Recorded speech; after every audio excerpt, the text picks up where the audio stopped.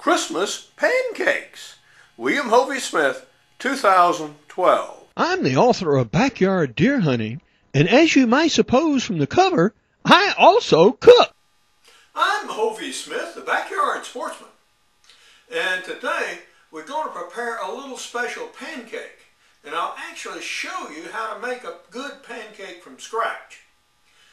This is nearly Christmas, and like most of us, I'm in the midst of multitasking right now. Yeah, been hunting this morning at dawn, back at the house, got a fire out in the yard, got a wild hog ham here on the counter thawing that we're going to cook a little later, and I'll show you how to do that one too. And right now, we're going to start on these pancakes. Now I'm going to move the camera up so you can actually see what's going on. Basically, what we're doing is we're making a pancake from whole wheat flour. And my homemade pear sauce, you could use applesauce for example, with some cranberry raisins, as well as some regular raisins to give it a little extra kick. Now we do use some spices in this, and I'll show you those in detail when I move the camera. Well, here's what we've got. First off, about a cup of whole wheat flour. All right. And we're going to add a little bit of baking powder to it, so it will rise. That's about half a teaspoon. Okay. For spices, I would use some mace, but I don't have mace, so we're using nutmeg.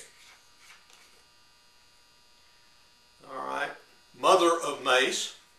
And I'm throwing in a little Jamaican allspice with it too. Okay. Now there's already some cinnamon in this mix, in the pear sauce. So it'll have cinnamon in it as well. So mix up the dry.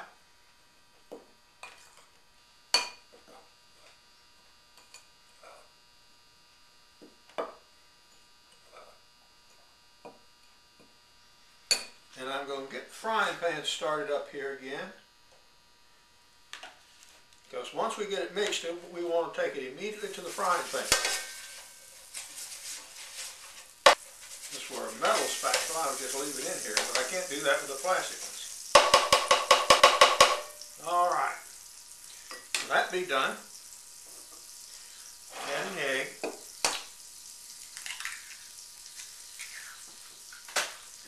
Then we add our mix, which is yogurt, again my pear sauce, and some raisins. And this will be all the liquid we will add, and that we won't add any additional milk or anything. Whatever liquid we need, we'll make out of this.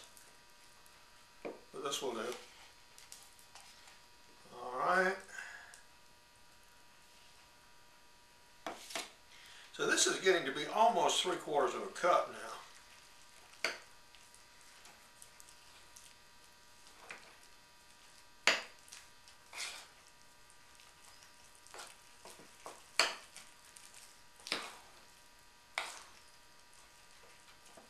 You want to make sure all your dry flour is wetted, of course.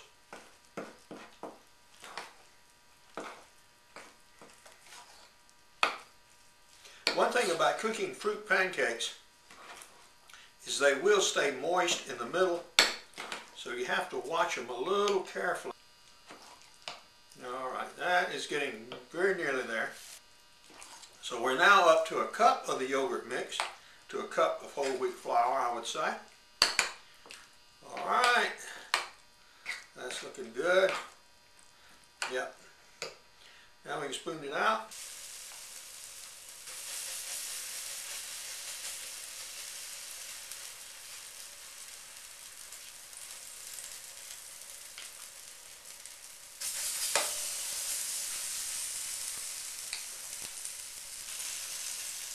Okay.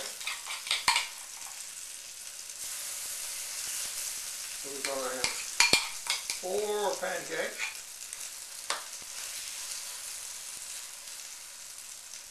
Pour a little from the fat one here.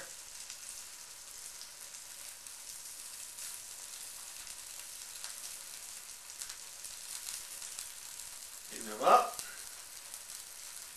Now let me see you do that to a regular pancake. You won't be able to, guys.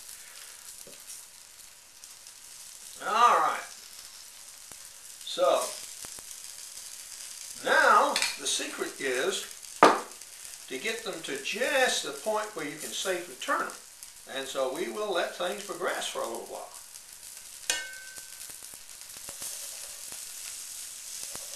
Now you can do exactly the same thing with sweet taters. And incidentally, those of you who might be wondering why I'm wearing a pistol in the kitchen is, yeah, remember? I told you I'd been out hunting. Yeah, and I'm going out again. So I don't dress and undress every time I do a little something different around here. All right. Don't have time for one thing. Okay, those aren't quite ready to slide yet, but they're coming up. Now this mix is what I would often actually eat for breakfast. I also chop up some nuts, walnuts commonly, in it too, and so that makes a good breakfast about, oh, not quite a container full. I think they're getting about ready to flip. You can see them turning brown here, and the brown is coming up the side of the pancake. You want it to get about halfway up the thickness of the pancake before you flip.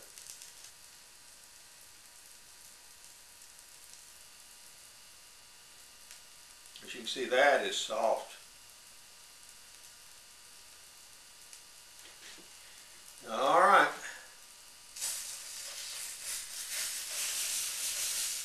Okay. One done. Success.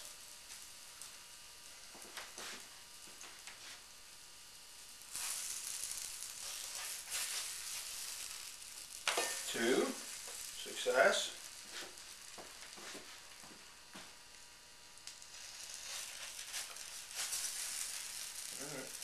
Slide away from you there, guy. There you go. Three. Success.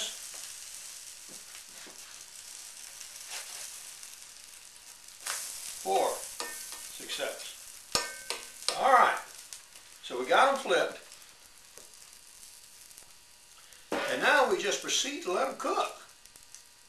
Like I say, they never will get completely solid on the inside. They will be a little bit soupy because of the extra fruit content.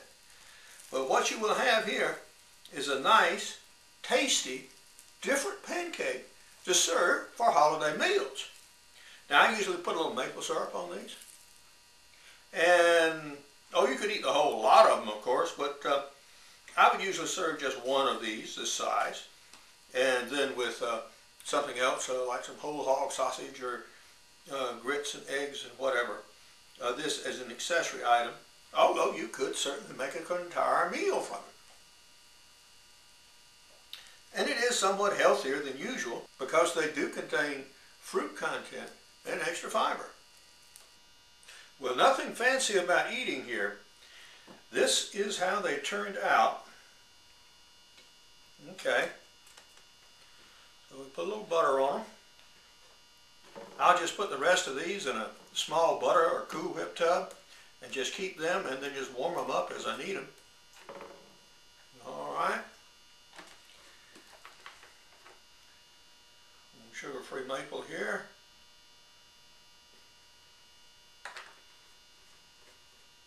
Steaming hot, as they should, well, you would suppose they would be.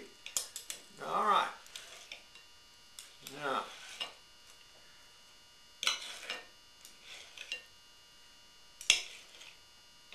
and still a little soft on the inside, but you can see that they are in fact cooked. You can see where the baking powder has made cavities inside, so yeah, they're quite done actually.